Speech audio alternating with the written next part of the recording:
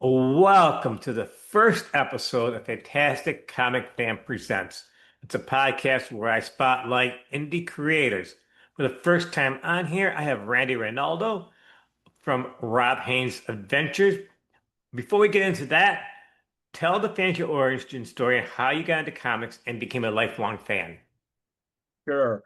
I don't know if I had a specific aha moment, but I've been drawing and interested in comics since I was really young. One of my earliest memories was peanut, those old Peanuts pocketbook collections. We had that in the house when I was growing up, and we were talking about the late 60s at this point.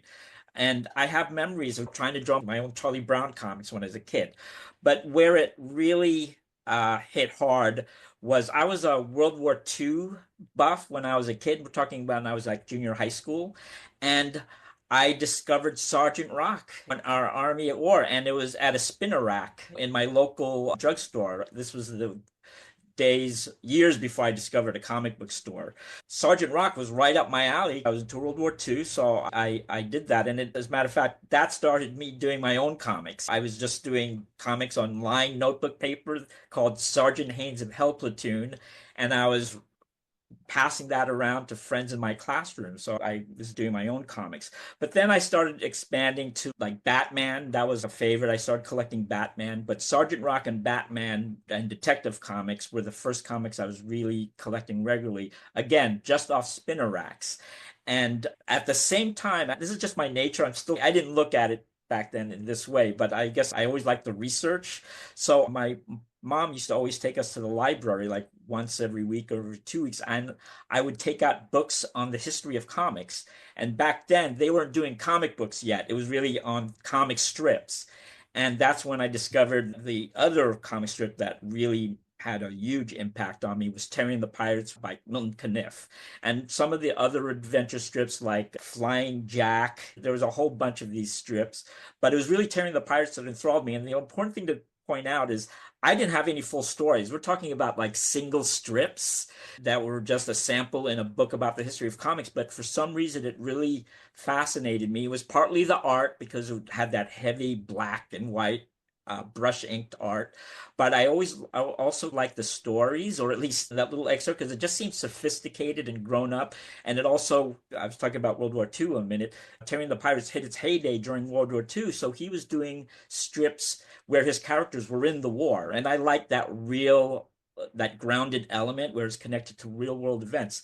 I was just at this perfect age because about a year or two later, some of the first collections of Terry and the Pirates started being published, and I found one in my local bookstore. I begged for it for as a Christmas gift, and the funny thing about it, I still have that book. And but anyway, so that was the first time I had a full length story of Terry and the Pirates. And there were several volumes. So I had several. We were introduced the Dragon Lady and some of the many iconic characters. It lived up to what I thought it was going to be. It was very sophisticated. It was grounded. I just liked that real world element. Meanwhile, I was still reading regular comic books. Like I said, Terry and the Pirates. And then we moved to California when I was about 16. And there was a brief time when I got out of comics. And it's funny, I think of it as a break, but it was probably like 6 months. When you're a kid or a teenager, time is so expanded. But I just totally random. I didn't have a lot of friends because I just moved to Northern California from New York City. And this kid that I became friends with, we walked to school every day because we lived next to each other, and we started talking. And out of the blue, he asked, "Do I like comic books?" And it turns out he was a collector. And what got me back into comic books at that time, after this short hiatus, was the Micronauts.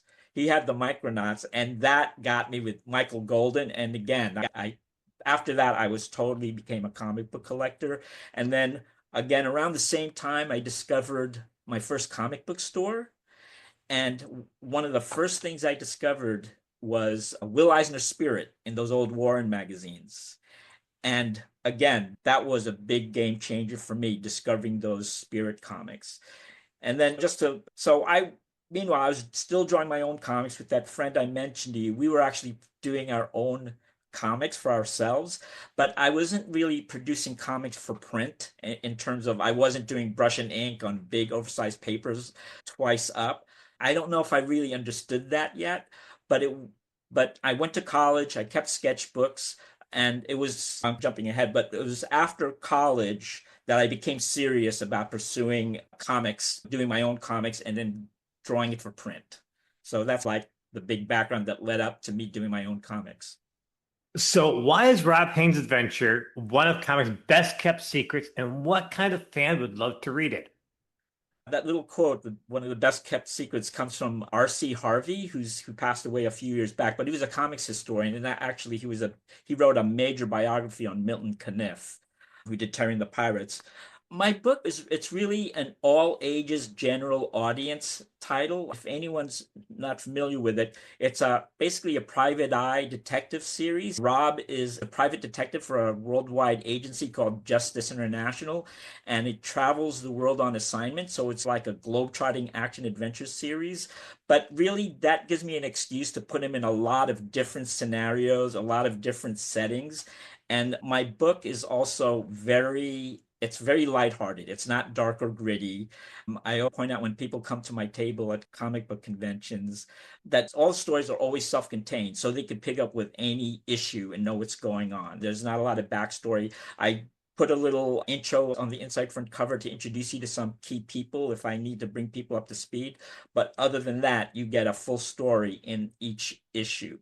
But like I said, if people aren't familiar with these old comic strips, which was really my inspiration, I'll mention Mission Impossible, Young Indiana Jones, or Indiana Jones, and that will get people interested in the series. The other thing that I'm really proud of is that when people see my banner at my booth at comic book conventions and they see the art, it's great. I see this happen quite a bit where people just stop dead in their tracks and then come over because I think my art really conveys exactly what I'm going for. You know what I mean? They get a sense that it's a kind of an old school comic strip. They come over and want to find out more about the details, but I'm really proud that the art really right away it easily reads to a general audience.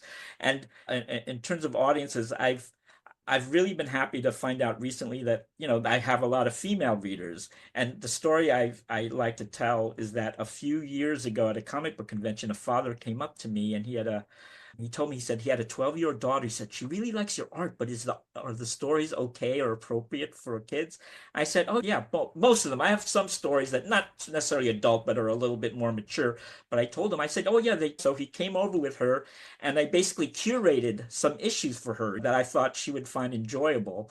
And yeah, the next day they came back and it turns out she loved them and they got more issues. And just to go back, when I talk about variety in my stories, even though again it's primarily a spy series and it's kind of sometimes it's set against real events in the modern day, I also explore other storylines and genres. And I've had a drawing room murder mystery, I've had a sports issue, I have this issue that's set at a comics convention, and a lot of them are almost straight comedies sometimes.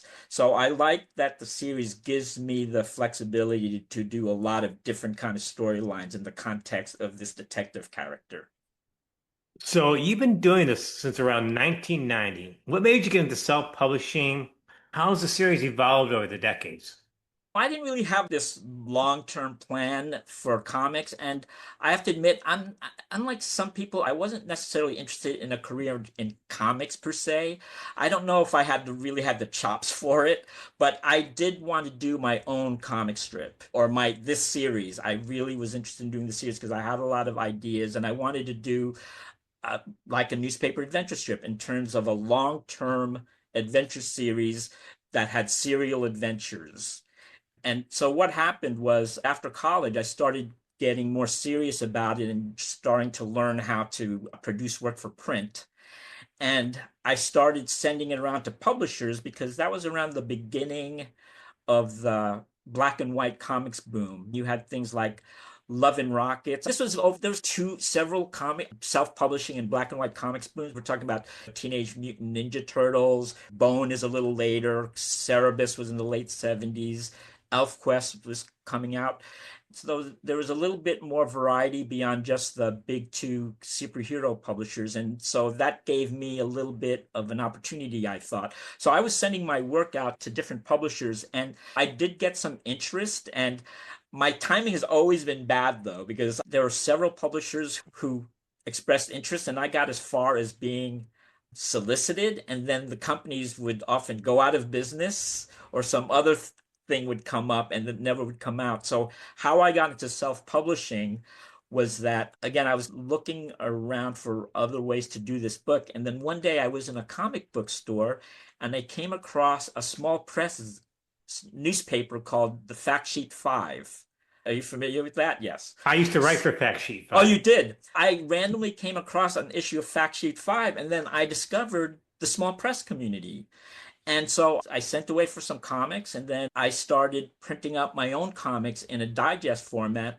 And that turned out to be such a great way to produce comics. There wasn't a lot of overhead, and it was really a community of people just putting their work out. And what it did for me is it gave me time to develop, because even though I was sending my stuff around and people were expressing interest, I remember one publisher saying, "Oh, this is such a breath of fresh air. I've never seen work like this." My work at that time was really crude. So, in a way, I'm grateful that I didn't necessarily get published right away because I don't think I was really ready then. And so, doing it as a small press zine, I was still getting my work out there, but it didn't have the pressure of that. I have to make money so I could get the next issue out. Doing the work, going to a photocopying place, making copies, and then mailing it out to people who place orders by mail. But what I also was doing is I was sending that book out to publishers, including an artist I admired. Say, maybe I was looking for a publisher, but I just wanted to share my work. And that created a bit of buzz about the work. And that's what eventually led me to self-publishing it as a full-size comic book.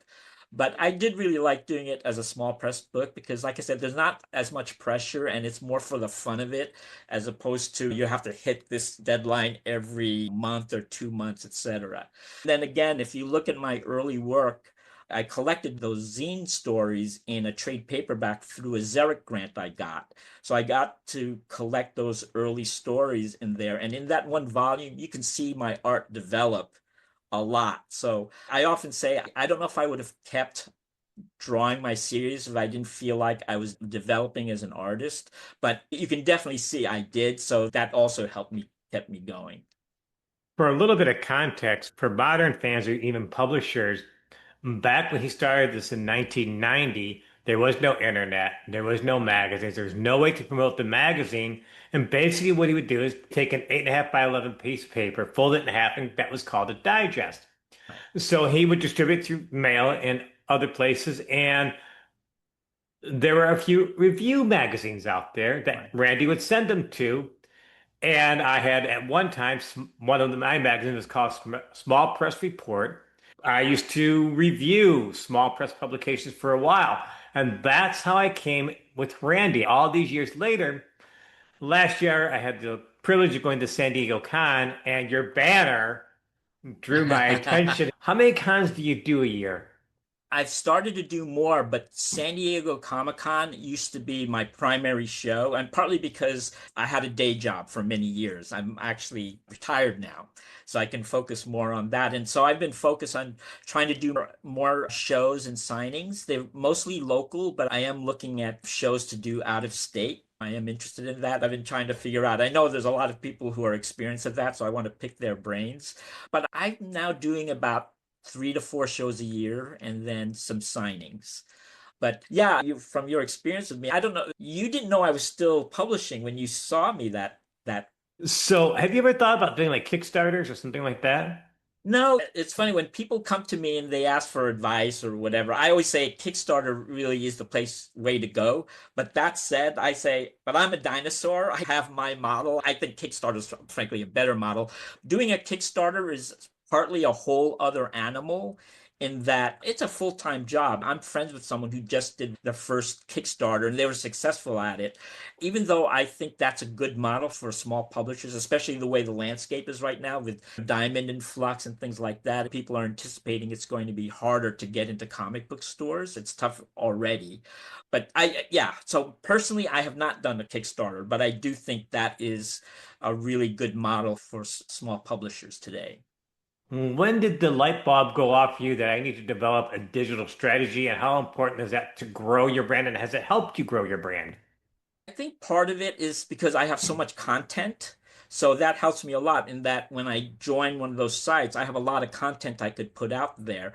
And to me, it's just really going to where the people are, just having a presence wherever people might look. It hasn't necessarily made me a lot of money, but it's just the exposure and being present there. I think that's important, especially since it's not that much more work because, like I said, I already have the existing content. The only challenge was early on that since I've been doing this for so long, a lot of my early issues weren't digital and I had to convert a lot of things. And that was a challenge, I should say, for Amazon and Kindle because they have a proprietary format.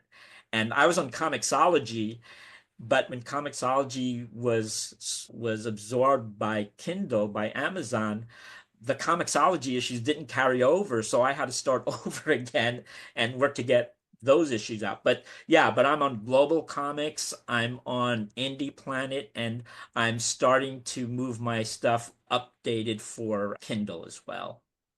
So, how long does it take you to produce an issue? Yeah, it takes me about a year. And it's partly, to be honest, it's probably more, say, 8 to 10 months. It's slightly shortened because, like I said, I have more time to do it. I remember when I haven't I didn't make a big announcement about it, but when I told some people that, oh yeah, I'm retired now, people said, oh, are we going to see an issue every 2 months then? They were teasing me, and I said, no, not quite. But so it takes me about a year to do each issue. Give us a sneak peek of what the next issue is coming out, because I know it's coming out in a few months. If you go to my website, wcgcomics.com, you can see pages from it. I bring Rob to space. And I'm really excited about the issue because the 25th issue is a time travel story where Rob went back to the 1930s and he teams up with some of the old adventure strip characters that I told you inspired me when I was a kid. The characters' names were changed. But so that was a retro issue. But for the next issue, I'm bringing Rob to space. And I never thought that was possible. I always wanted to do a space story, at least within the confines of my comic strip. But of course, it wasn't believable. But in recent years, with the billionaire space race, and people going to space, and we just saw Katy Perry and all those other women going into space. It at least gave it some believability to do. I'm pushing it a little because he's going to a space resort station that's being built, and he's hired to investigate a crypto king who's helping to build that spaceship. So it wasn't just the billionaire space race that inspired the issue, it's also a lot of the recent scandals related to the cryptocurrency. So that's all mashed together. And that ties in with what I said. A lot of my stories are ripped from the headlines. But it was really fun to do a story where Rob's in a spacesuit, he's going through airlocks and etc. So it's on a space shuttle. So that it's been really fun to do. Is it true that Kurt Busiek designed the logo for Rob Haynes? How'd that come about? Yeah, he designed one of my first logos. What happened was when I started doing it as a zine, like I mentioned to you, as a digest, I got a letter from him saying he loved my strip, and then we exchanged a few letters. But at one point, and he was joking with me, half joking, he said, oh, I love everything about your book, but I hate your logo. And to be clear, I didn't have any access to desktop publishing or Photoshop or anything like that. So it was just basically I was just using a typewriter font as my logo. So he sent me this retro logo that looks like the Tearing the Pirates font for Rob Haynes. So when I relaunched the book, I didn't want people to think my book was a nostalgia book. So I retired Kurt's logo, but I use it as a secondary logo. And then when I told you that I did a retro issue, it goes back into the 1930s, I did use Kurt's logo. Can I show it to you? I have it right Yes. here in front of me. So this is my current logo right there. And then this is Kurt's logo here, that this Rob Haynes. So, like I said, that's what I used for the new issue. And if I can say real quick about this 25th issue, since it was inspired by the old comic strips, I did this issue where every page is like its own Sunday page. I So noticed every that when I read it. yeah, so every page has the again Rob Haynes logo. But just to point out a little thing I did is that when the story's in the modern day, I'm using his modern logo. It's only when he goes back in time do I revert to That I did Kurt's not logo. notice. So the last page, it also has the new logo. So that's a little trick I did. So if since we're talking about it, if I can show you real quick. So this is the one of the I remember zines. that. Yeah.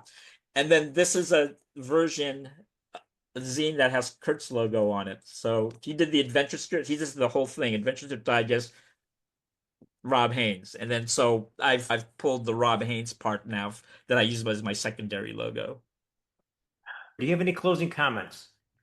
Yeah, I was just going to say, if you haven't heard or read my work, feel free to visit wcgcomics.com. I've got, I keep it up to date with news. There's some free comics on there. And then you could also find all my social media on there, on that website. Randy, thank you so much for joining me. I appreciate you joining me for this inaugural edition of the podcast. Oh, thank you, Ron.